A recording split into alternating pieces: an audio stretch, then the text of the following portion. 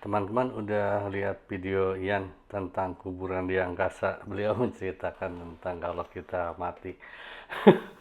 Kalau saya sendiri, saya merasa memang setelah saya umur lebih dari setengah abad, saya juga udah mulai mikirin gimana saya mempersiapkan untuk mati. Jadi saya sampai nanya-nanya kalau di kita gitu di Indonesia, kalau di panti jompo itu gimana, biayanya berapa, kemudian yang pengurusannya seperti apa begitu. Kalau di Yan mungkin lebih terorganisir begitu. Kalau di kita kan mungkin belum terbiasa karena umumnya orang tua itu diurus anak. Kalau saya sih, saya memang sepakat dengan Yan. Orang tua itu kalau bisa sedapat mungkin bisa ngurus dirinya sendiri sampai kematiannya. Ya teman-teman silakan cek sendiri aja videonya Ian tentang kuburan di angkasa yang di Tibet.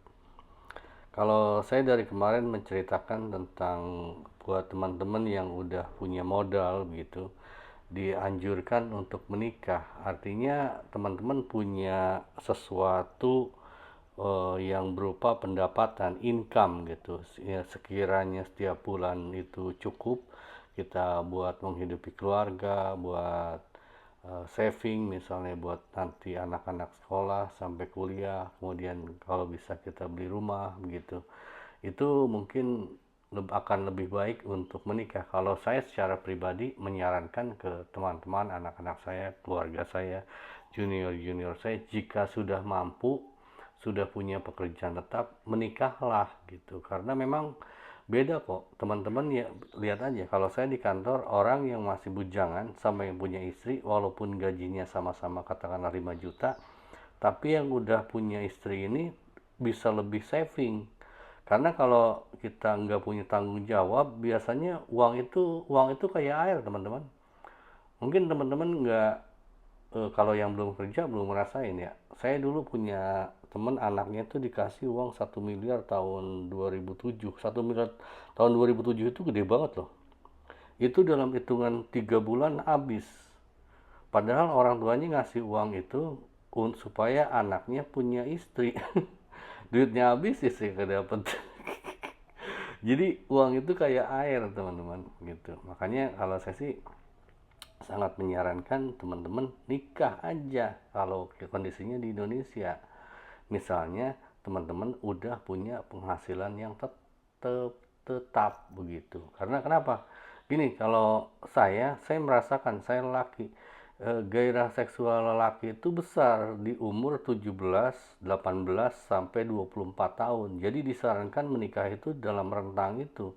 Mungkin kalau dulu dulu mungkin kalau istilahnya suami doang kerja masih bisalah kita. Untuk kondisi sekarang memang disarankan suami istri kerja. Jadi double income. Jadi misalnya teman-teman, istri punya penghasilan 5 juta, suami penghasilan 5 juta, kan udah 10 juta. Itu misalnya ngontrak yang kontrakan harga 1,5 juta, masih ada sisanya kan 8 jutaan gitu. Itu masih bisa kalau berdua kan. Kalau berdua itu kan kita bisa masak, ya kita nggak usah menunggu istri yang masak, kita juga lelaki udah ajar masak. Anak-anak saya lelaki udah bisa masak semua. Saya doang yang belum bisa masak. Masakan saya nggak enak, jangan kena orang lain yang makan makanan saya sendiri, aduh kok makanannya kayak begini. Begitu. Tapi saya menyarankan teman-teman seperti itu karena memang yang saya rasakan akan baik-baik aja sih kalau kita bisa memanage, mengelola keuangan begitu.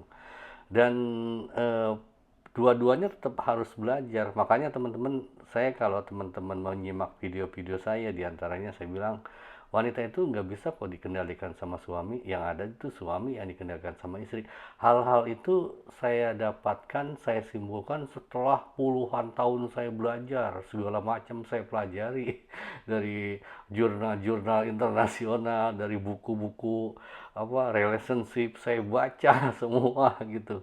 Itu saya menyimpulkan memang tidak ada lelaki yang bisa mengendalikan perempuan, demikian pula perempuan yang mengendalikan laki, nggak ada. Kita saling menghormati aja. Pada dasarnya kita, setiap manusia, Anda, saya tidak melihat status sosial, kekayaan, rekening uang uang Anda di rekening bank berapa, atau Anda anak mantan presiden, anak mantan artis atau apapun, kita tuh selevel. Anda dan saya di mata Tuhan itu katanya sama. Yang membedakan kita itu bukan segala macam gelar, segala macam status sosial, segala macam darah biru, omong kosong itu. Yang membedakan kita itu, Anda dan saya itu hanya amalannya saja gitu. Itu yang penting buat kita kita kita tanamkan di otak kita masing-masing, sehingga kita satu dan lain tuh bisa saling menghormati begitu. Jadi apa namanya, apa yang saya sarankan itu saya berdasar, walaupun nggak semua mungkin. Kalau buat mereka yang kayak Ian skenario kan misalnya 24 kerja ya, sampai 35 itu dia kerja dulu ngumpulin uang, setelah 35 upayakan bisa punya rumah. Nah kalau udah punya rumah nikah lah, kata Ian begitu. Coba aja tanya sama Ian gitu. Setelah 35 gitu, misalnya nikah pun dengan istri, calon istri yang memang penghasilannya sama atau hampir setara dengan kita, sehingga kita bisa jadi bos dua-duanya begitu. Kalau saya sendiri untuk bagian itu memang membantah, enggak. Kenapa? Karena gini loh, puncak gairah seksual lelaki dan perempuan itu beda. Kalau lelaki itu antara 18 sampai 24, kalau perempuan itu 28 sampai 35. Kalau wanita misalnya dia nikah antara 28 sampai 35, memang bagus. Umur 30 udah dia nikah, itu lagi puncak-puncak gairah seksualnya gitu. Tapi kalau untuk lelaki enggak. Lelaki itu kalau bisa sebelum 25 udah nikah, kalau versi saya loh. Karena saya rasakan begitu. Saya merasakan bahwa gairah seksual saya dulu tinggi, sekarang mah enggak. Sekarang udah tua. Saya ngelihat misalnya anak-anak muda, saya kan sekarang kan di internet mau ngelihat susu, ngelihat nenen, ngelihat bujur, ngelihat apaan, browek gitu. Itu gampang banget dan saya tidak tertarik, karena saya memandang hal-hal seperti itu bukan itunya. Ada hal lain yang membuat indah. Teman-teman mungkin yang nyimak di video-video saya sebelumnya paham kalau saya sih berpikiran bahwa yang membuat hubungan perkawinan antara pria dan wanita itu menjadi indah adalah ketika dua-duanya itu punya gairah yang sama. Kalau sendiri-sendiri ya sendirian kita yang semangat, yang satunya cuman ngangkang doang, males kayak kedebong pisang gitu. Saya juga uraikan di indahnya pernikahan itu, karena kalau kita nggak ada motif nih. Saya tambahin cerita, waktu itu waktu di Bekasi, saya punya, orang tua saya punya beberapa kamar kontrakan, dan di antara beberapa kontrakan itu ada seorang bujangan. Bujangan itu kan memang lagi tinggi-tingginya seksualnya. Dia suka ke tempat gituan, tempat esek-esek gitu. Dia cerita ke saya waktu itu masih SMA, dia bilang ini, gua ada kalau sama cewek gitu sebenarnya gue males gitu. Malesnya kenapa om?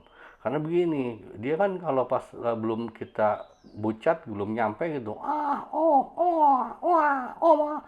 no, oh yes, oh no, begitu kan, omong kosong itu. Kalau udah nyampe mah pengenan dang, saya tuh lihat juga gitu, karena tipu-tipu begitu. Itulah kenapa kalau saya sih menyarankan ke teman-teman, kalau ada niatan nikah atau segala macam, jangan karena dia anak raja, karena uangnya banyak, karena apa, bukan, tapi karena sama-sama punya gairah, karena itulah yang paling indah begitu. Nah sebagai penutup saya mau tanya ke teman-teman nih, teman-teman silakan komentari kalau yang nontonnya sampai sini, karena di akhir saya mau kasih jawabannya. Nih kalau udah nikah, misalnya lelaki sama perempuan nikah, kemudian perempuannya selingkuh, itu yang salah siapa? Saya ulangi pertanyaannya. Misalnya ada lelaki sama perempuan kawin, nah perempuannya itu selingkuh, yang salah siapa? Saya nanya itu kok teman-teman saya banyak banget lelaki sama perempuan. Jawabannya mayoritas sama dengan Anda. Ya tergantung case-nya om. Ya masalahnya apa gitu. Ada juga yang bilang yang salah perempuan dong. Dia kan dia yang selingkuh. Ada juga teman-teman laki banyak saya yang jawab begini, itu yang salah lelakinya karena dia tidak bisa membahagiakan, katanya itu. Oh, maco bener jawaban kayak gitu. Tapi saya dapat jawaban yang benar-benar menurut saya cerdas, brilian. Teman saya juga sependapat bahwa itu brilian banget waktu dia jawab begitu. Itu banyak teman-teman pada keprok. Waduh, saya dibilang juga kalau kamu jawab kayak begini nih, saya dosennya, saya kasih kumlot kamu tuh. Ke nilai terbaik gitu. Karena dia jawab begini, itu masalahnya ketika ada lelaki dan perempuan menikah, kemudian terjadi perselingkuhan, perempuan yang selingkuh, itu dikarenakan perempuannya dulu salah pilih, Pak, gitu. Coba saya ulangi sekali lagi, jawabannya begini.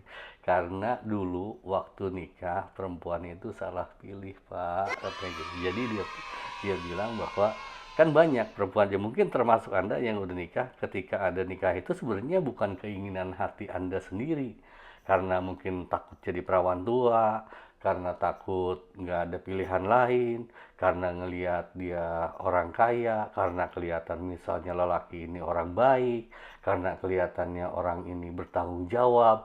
Realnya apa yang Anda lihat dan ketika dibandingkan ketika Anda udah menikah itu bisa amat sangat berbeda. Orang yang tadinya katanya sayang ke Anda ketika kawin mah bisa melakukan KDRT dan segala macamnya begitu. Dan ketika misalnya terjadi perselingkuhan, kemungkinan terbesarnya adalah perempuannya salah pilih. Itu masalahnya. Di antara Anda mungkin belum nangkep apa yang saya sampaikan atau mungkin membantah, silakan tuliskan dalam komentar bantah Anda atau komentar Anda. Terima kasih teman-teman, selamat besok nyoblos gubernur sama calon bupati wali kota. Awesome.